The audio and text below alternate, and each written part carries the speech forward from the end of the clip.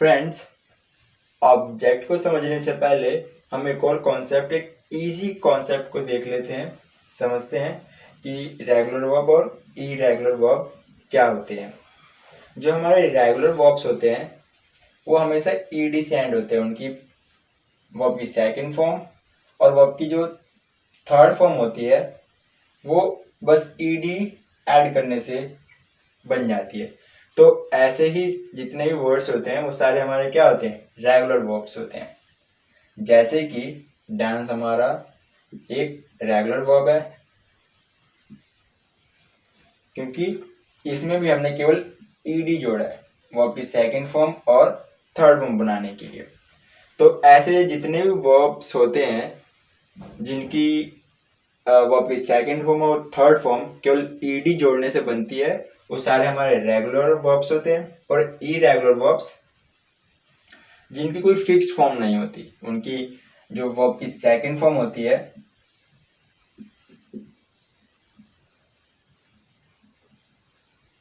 उनकी जो वर्ब की सेकंड फॉर्म और वर्ब की थर्ड फॉर्म होती है उनका कोई फिक्स्ड नहीं होता कि क्या होगा।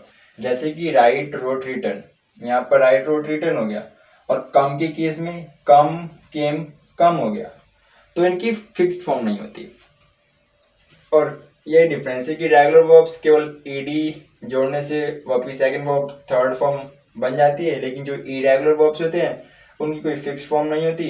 जैसे कि राइट, रोट, रिटर्न, यहाँ रोट, रिटर्न हो गया, लेकिन यहाँ पर क्या है, कम, केम, कम। चलिए फ्रेंड्स, अब हम ऑब्जेक्ट को समझते हैं कि ऑब्जेक्ट क्या होता है। ऑब्जेक्ट जो कि एक सेंटेंस का आखिरी पॉइंट होता है, या कहें कि आखिरी में जो भी कंक्लूजन निकले ऑब्जेक्ट में चला जाता है।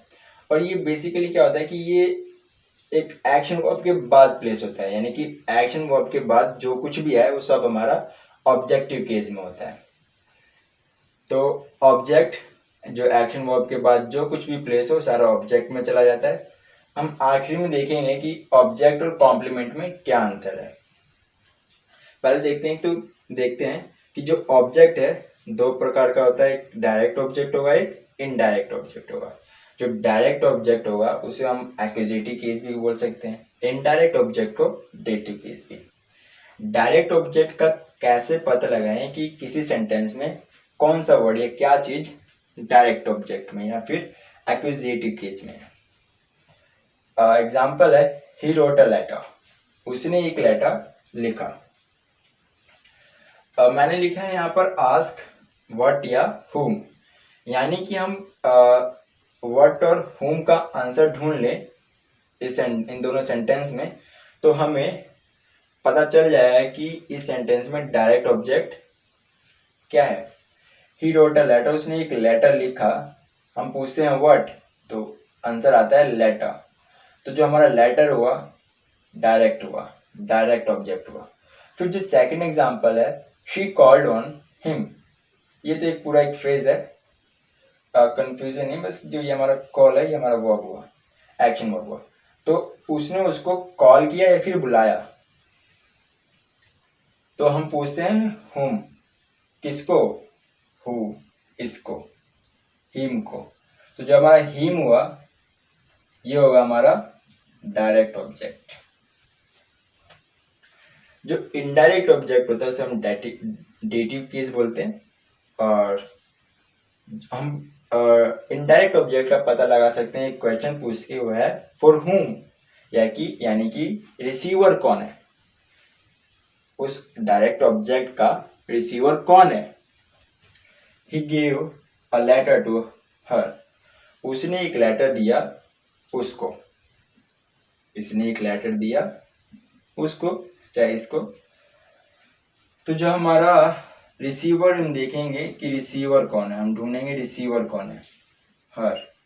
जो ये हर है ये हमारा रिसीवर है, यानी कि जो एक लेटर है इसको प्राप्त होगा। जो हमारा रिसीवर होगा वो हमारा इनडायरेक्ट ऑब्जेक्ट होगा। यही अंतर है फ्रेंड, डायरेक्ट ऑब्जेक्ट और इनडायरेक्ट ऑब्जेक्ट में। तो इनडायरेक्ट ऑब्जेक्ट में कंफ्यूजन या फिर डाउट कब आता है, जब हमारे पास दो ऑब्जेक्ट हो एक सेंटेंस में। दो ऑब्जेक्ट। लेकिन फ्रेंड तब भी कोई डिफिकल्टी नहीं है कि कौन सा इनडायरेक्ट ऑब्जेक्ट है या फिर कौन सा डायरेक्ट ऑब्जेक्ट है, क्योंकि बस हमें क्या पूछना है या फिर क्या ढूंढना है कि रिसीवर कौन है। रिसीवर का पता लगाना है हमें। हमको पता चलेगा ये जो हर है रिसीवर है, तो जो हमारा रिसीवर हुआ इनडायरेक्ट ऑब्जेक्ट हुआ। और हमको डायरेक्ट ऑब्जेक्ट पता लगाने के लिए बस पूछना है कि क्या या फिर whom। तो व्हाट, लेटर, whom, him। तो ये अंतर है फ्रेंड डायरेक्ट ऑब्जेक्ट और इनडायरेक्ट ऑब्जेक्ट में। इसमें हम क्या कॉमन देखते हैं कि ये एक्शन वर्ब है, ये एक्शन वर्ब है, ये भी एक्शन वर्ब है। यानी कि जो हमारा ऑब्जेक्ट होता है वो एक एक्शन वर्ब के बाद प्लेस होता है। हमने टेंस के जितने भी रूल सीखे उन सब में ही देखा कि आखिरी में क्या है, ऑब्जेक्ट, और उससे पहले एक्शन वर्ब। यानी कि एक्शन वर्ब के बाद जो कुछ भी आए वो हमारा ऑब्जेक्ट होता है। चलिए फ्रेंड्स, अब हम ऑब्जेक्ट और कॉम्प्लीमेंट के बीच में डिफरेंस देखते हैं। तो जो एक ऑब्जेक्ट होता है वो एक्शन वर्ब के बाद आता है। Action verb, action verb, action verb. And जो कॉम्प्लीमेंट होता है वो एक लिंकिंग वर्ब के बाद आता है। एक ही इज ऑनेस्ट, जो हमारा ये है इज, ये हमारा लिंकिंग वर्ब होता है। इज हमारा लिंकिंग वर्ब है, ये हमारा सब्जेक्ट हुआ, और ये जो हमारा आया एक कॉम्प्लीमेंट हुआ।